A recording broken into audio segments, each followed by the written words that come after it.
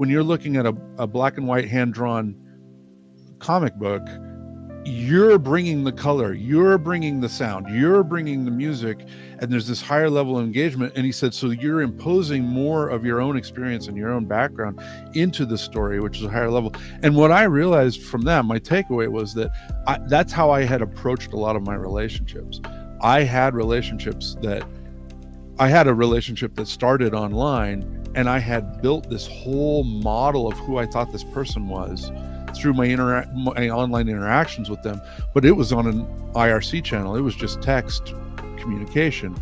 Then we met in person, and it was disorienting, and the relationship failed because I had built up an image of who I thought this person was, and then when I was presented with the real person, I didn't recognize them, and that is defined what ruined the challenges I've had to overcome in my relationships, is that I build this big image of who I think they should be or are, or who they really are. I can see the real difference, or I can see the real truth, and it's just all delusion.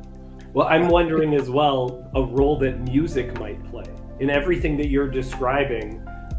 When you're watching a film, soundtrack often has so much to do with what the tone of the piece that you're watching is. The music we're exposed to is like a soundtrack. The score changes the feel or the impression or the communication without words that a certain scene is trying to convey.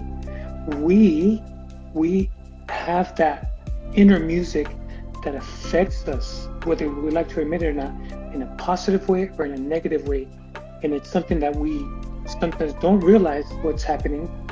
Like that sound, right? Like a horror movie has a different music than a comedy, right? And it changes the feel of it. That inner voice, the inner turmoil that is brought about from too much of anything.